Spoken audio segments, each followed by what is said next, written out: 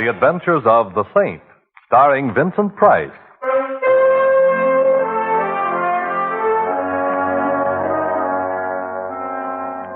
The Saint, based on characters created by Leslie Charteris and known to millions from books, magazines, and motion pictures. The Robin Hood of modern crime is now transcribed for radio, starring Hollywood's brilliant and talented actor Vincent Price as the Saint.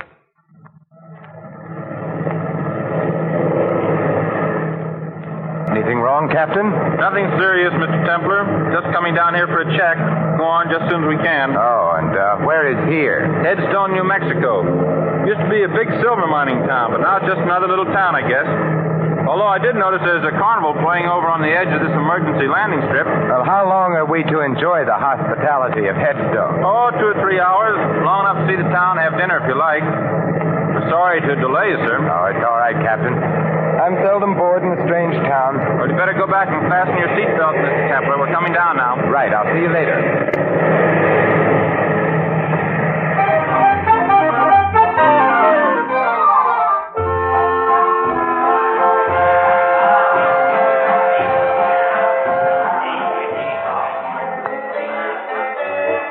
Well, good evening, Saint.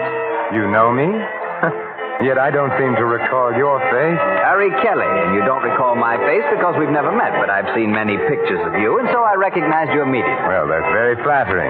Tell me, Mr. Kelly, how can I get into town? You can find a cab on the other side of the carnival. Planning on staying long? Not at all. Should I? On the contrary, I was just going to suggest that I doubt if Headstone would welcome the presence of the Saint. Just a friendly remark, you understand. Oh, naturally. And if I may be permitted a friendly question, why are you telling me this? Just an interest in the continued health of my fellow human.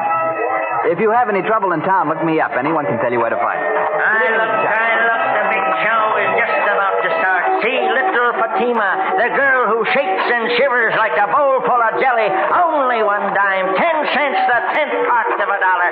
Hurry, hurry, hurry. Step right up Learn here. what the stars hold for you. I read the past, the present, and the future. Learn your fortune, young man. I already know it, Grandmother. I'm destined to meet a tall, dark, and beautiful woman. I'll settle for nothing less.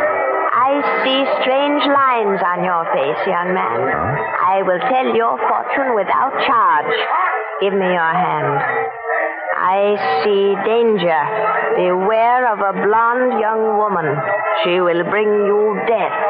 There are worse ways of dying, Grandmother. I see danger, much danger, for one with a halo about his head. Blood and death. Unless he travels, I see... I think I'm beginning to get the idea. You might tell your crystal ball that I'm beginning to be interested. Goodbye, Grandmother, and may the saints bless you.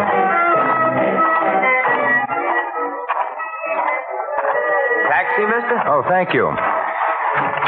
Say, do you suppose you can drive me somewhere that serves a good dinner? Sure. The Silver Dollar Hotel. Oh, fine.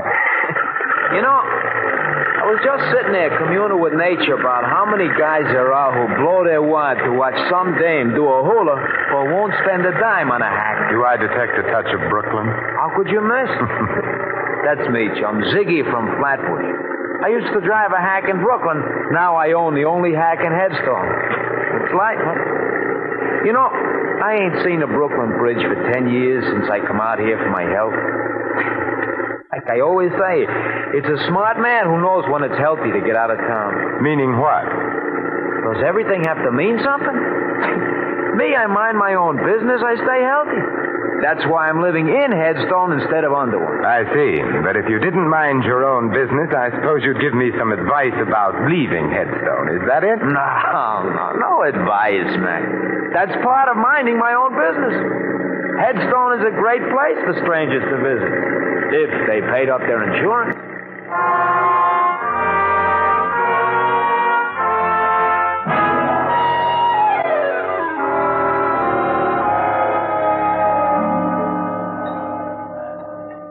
Here you are, waiter. Very nice dinner. My check, please. No, thank you. Keep the change. Hello. Well, Well, this is a surprising hotel. First a beautiful dinner, and then an even more beautiful blonde. May I sit down? Oh, by all means, Miss... Betty Connolly. You're Simon Templar? I should have worn my dark glasses. But now that the truth is out, you might as well call me Simon. All right, Simon. Now, how did you know who I am? Now, don't tell me that you were just passing and recognized me. Why, Ziggy told me that you were here. He owns and drives the taxi here in Headstone. I know I shouldn't look a gift blonde in the hair, but why did Ziggy tell you I was in here? Well, Ziggy knows that I need help, and he thought, well, that is, since you're the saint, you might help me. Well, I have been known to help beautiful blondes on occasion. But tell me why you should need help, Betty. Someone's been trying to kill me. Oh, there should be a law against that. Are you sure? I've been shot at twice, and everybody here has been very unfriendly, except Ziggy and a man named Harry Kelly. I've noticed the unfriendliness in this town. But being unfriendly towards you is obviously an indication of insanity. Oh, please don't joke about it. I'm frightened. All right, my dear. Now tell me about it. Well, my father was known as Silver Slim Connolly. He lived here for years, but he sent me east to school when I was very young, and I didn't come back here until recently. My father died about a month ago. Oh, I'm sorry. He was broke, and all he left me was his old silver mine. He called it the Betty Mine, after me. And I take it somebody wants the mine. No, the mine is completely worthless. There hasn't been any silver in it for years. But, my dear, you were shot at twice. Have you any idea who did the shooting? No, but it might be the same man who told me to get out of town. Oh, who? Mike McCarthy. Ziggy says he's an Eastern gangster who's been living out here for several months. Will you help me, Mr. Simon? Well, I've never been able to say no to a pretty girl. You mentioned a man named Harry Kelly before. Just who is he? He knew my father. He's been very friendly to me, although he thought I ought to leave town, too. I've met Mr. Kelly, and he intrigues me very much. I think we'll go see him. All right. Oh, just a minute. There was some red dust on your coat. Oh, thank you. Ziggy apparently doesn't get enough passengers to keep his cab dusted. Did you say Ziggy was parked outside in his chariot? He was when I came in. Oh, there he is. Yes, looking exactly as if he were back in Brooklyn. Ziggy! Oh, so she found you, huh? Thanks to your bird dogging, which I must admit in this case has done much to overcome any natural prejudice against cab drivers that I might have. Say, do you know where Harry Kelly lives? Sure. And let's go then.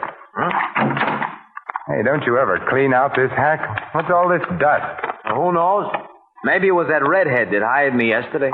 So she had dandruff. Ziggy, you missed your calling. You're as funny as an undertaker. Well, now, Ziggy, I don't suppose you'd care to tell me why you warned me to get out of Headstone. Got me all wrong, Saint. I wasn't warning you. I was just talking about myself. And I don't suppose you'd care to tell me why somebody took pot shots at Miss Connolly here and told her to get out of town, too. Me, I don't know nothing. Like I was telling you, Saint, I mind my own business. Maybe you stay ignorant that way, but it's healthier, and I like it like that. Well, in that case, why did you send Miss Connolly in to see me? Well, like you can see, she's a pretty little pigeon. She needs to know some guy who'll help her. Now, it ain't no secret that the saint goes around mixing in other people's business, so I tell her to see you. And who told you I was the saint? I got eyes in my head, ain't I? Like I said, I used to hack in Brooklyn. I got around. What about this Mike McCarthy? Strictly smart money, Saint. A lot of guys have crossed his path once, if you get what I mean. What about Harry Kelly? Local stuff. A nice schmo, but no more. You're doing all right for a guy that doesn't know anything. You got me wrong, pal. Ziggy, he looks people over, but he don't see nothing except one guy is tough, another guy is a schmo, and maybe another guy is too nosy. I really don't think we should try to involve Ziggy, Simon. He's been very nice as it is. She's got something, pal. I ain't really equipped for it because the way you're headed, only a saint could feel at home.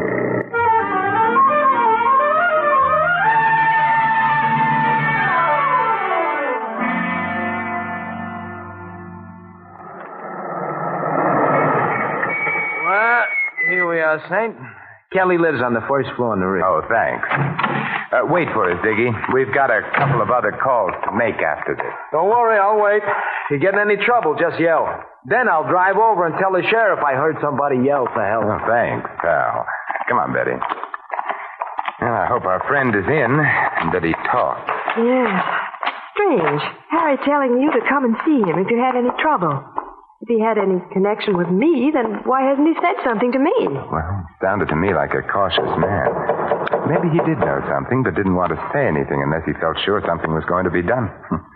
Well, we'll soon know. Yes, who is it? Simon Templar. Oh, the saint. Just a minute. Those shots were in that room. This is no time for conversation, darling. We're going in. Oh, but... Like this. Kelly! Oh, Simon. Kelly! Kelly, this is Simon Templar. Saint? Yes, Kelly, the saint. Who shot you? The window. The saint.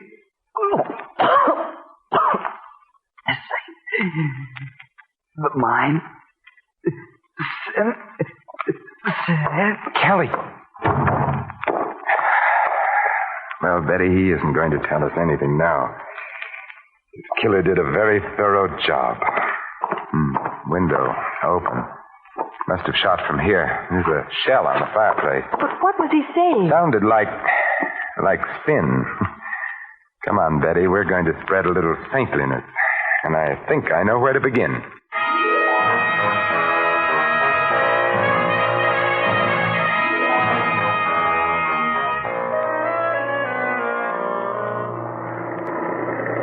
Ziggy, didn't you hear anything? Well, I noticed some noise, but like I told you... I know. You mind your own business. Are we going to the sheriff's, Simon? No, not yet.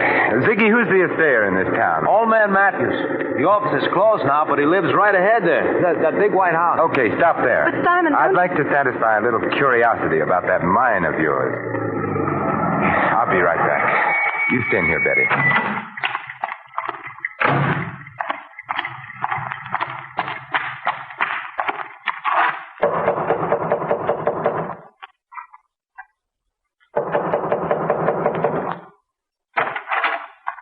What do you want? Mr. Matthews.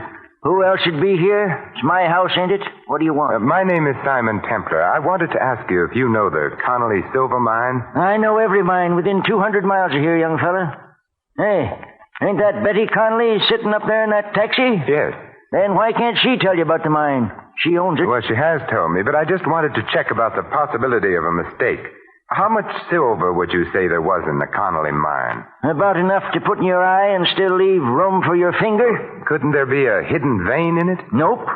There ain't been enough silver around here to make a dime for years and years. Could there be anything else of value in it? Mud and water, if you call that valuable. You sure? Of course I'm sure. Young fella, I've been here man and boy for 70 years, and I ain't got no time to stand around answering darn fool questions. Goodbye. Well, goodbye.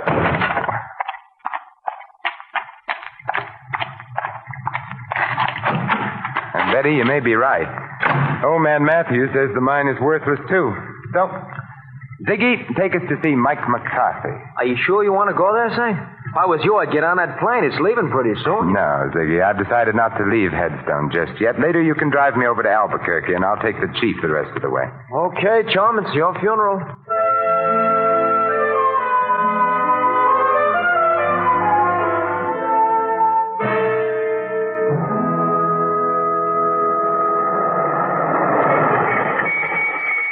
Simon, please be careful.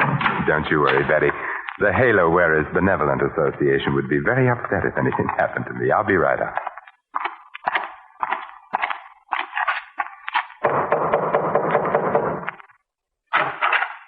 Yeah? I'm looking for Mike McCarthy. Well, you found him. My Boy Scout training, it never fails. My name is Simon Templar. The Saint? I've been known by that name. So what? It's a very interesting question. I must try to think of an answer sometime. Meanwhile, I thought you might like to know that I heartily disapprove of your telling a certain Miss Betty Connolly that she ought to leave town. What's a girl to you? That's my business. I could make it mine. And if I do, your halo's going to slip down and start choking you. I thought bullets were more in your line. Meaning what? Meaning the shots fired at Miss Connolly and a little gunning job only a few minutes ago. I didn't do any gunning.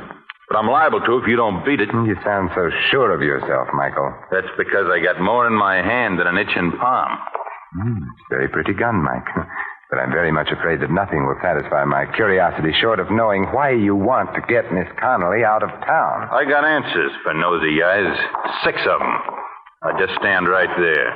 Stay away from that desk, Saint, or I'll... Don't worry, Mike. I have no interest in the desk at all, but I do have an interest in Miss Connolly. And now, Michael, I'll bid you adieu.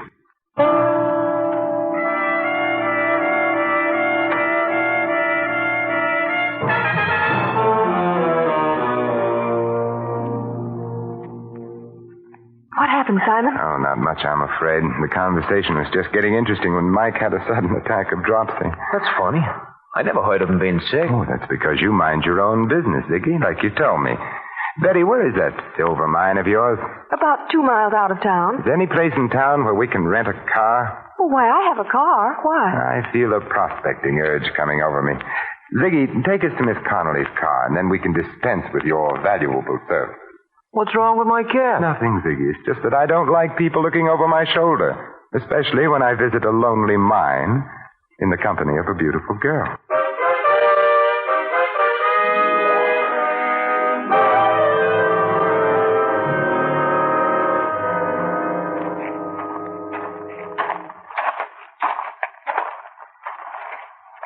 Well, here's the Betty mine, although I don't know why you want to see it. Frankly, I don't know either.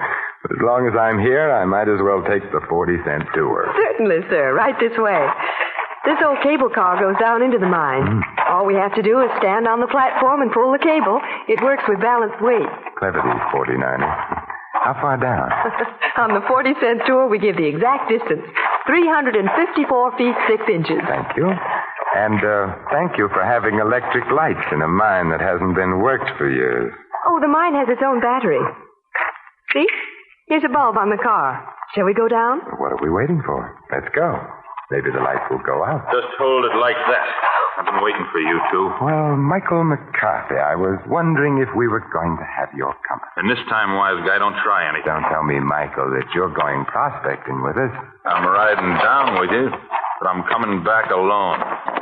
Start the car down, Saint, but don't try no tricks. You have a suspicious mind, Mike. Well, here we go. Call out your floors, please. Mezzanine, ladies' underwear, galoshes, and accessories. You'll be singing a different tune pretty soon, Saint. You both had your chance to leave town your way. Now you're going to leave my way.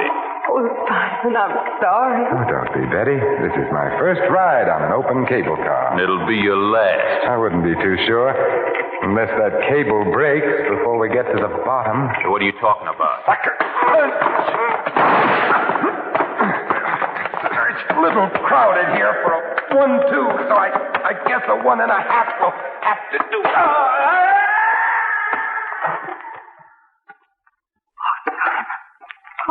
How terrible. There now, Betty. It's all right. Oh, Simon, it could have been you. He almost knocked you off the platform, too. It was the padded shoulders in my coat. I felt them hit the side. Oh, look at your shoulders. They're covered with dirt from the sides of the shaft. Yeah. Huh. It's red dirt. Wait a minute.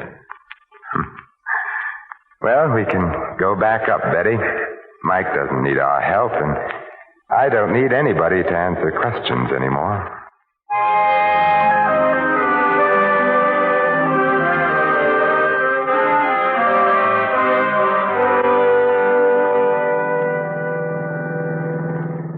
Simon, I'll never understand you. Why did you look at the dirt on your coat and say you didn't need any more questions? Because that dirt was red sulfide, Betty. And it explains why Mike was so anxious to run you out of town. Well, I don't see how. Red sulfide is used in paint, but that doesn't make it valuable. Red sulfide is also cinnabar ore, from which we get mercury, and that is pretty valuable. Evidently, your mine is rich in cinnabar, so it's worth a lot of money, Betty. Oh, then that was what Kelly was trying to tell us when he said sin. Yes, he was trying to say cinnabar. How can I ever thank you, Simon? Well, I have a couple of ideas. ideas on the subject. Oh, but now people would say I was chasing you for your money. So I guess you can just see me off on the train. We'll stop in town and have Ziggy drive us to Albuquerque. Oh, but I'll drive you. Now, I insist on taking a cab. I don't want you coming back alone. I may want to change my mind about fortune hunting.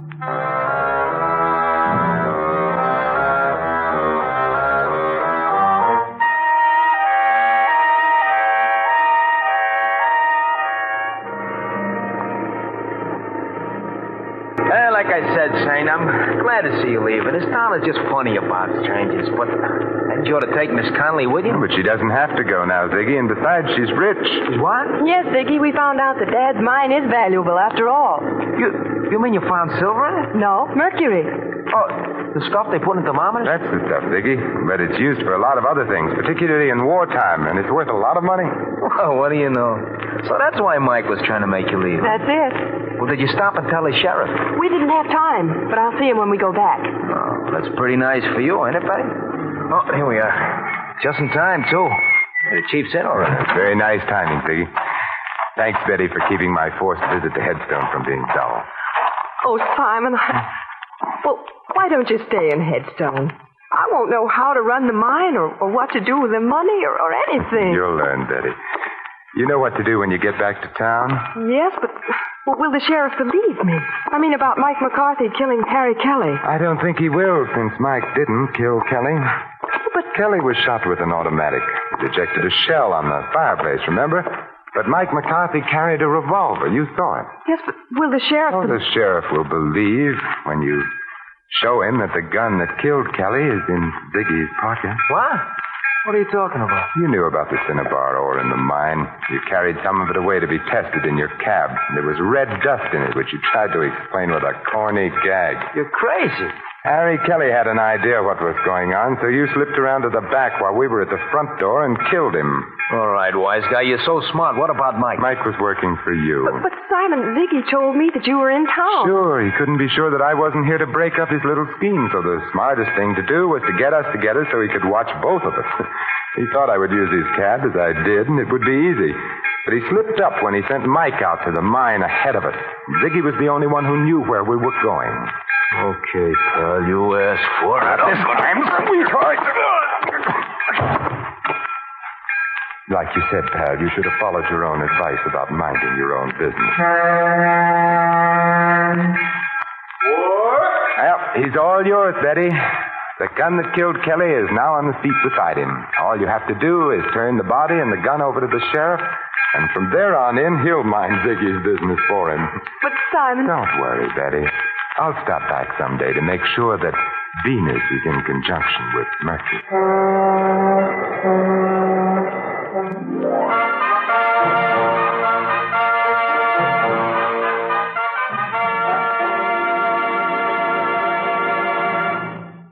You have just heard another adventure of the Saint, the Robin Hood of modern crime. Now, here is our star, Vincent Price. Ladies and gentlemen, how many times there have been men just like Ziggy, led into crime by insatiable greed, forgetting the simplest truths so aptly phrased by John Dryden. Murder may pass unpunished for a time, but tardy justice will o'ertake the crime. This is Vincent Price extending a personal invitation to all of you to join us again next week at this same time for another adventure of the Saint. Good night.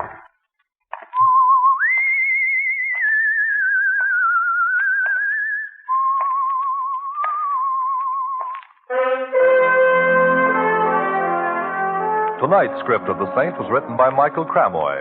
Our cast included Harry Bartell, Barney Phillips, Colleen Collins, Fred Howard, and Tony Barrett. The music was composed and conducted by Harry Zimmerman. The Saint is a James L. Safier Agency production and was transcribed and directed by Thomas A. McAvity. Your announcer, Merrill Ross. This is the Mutual Broadcasting System.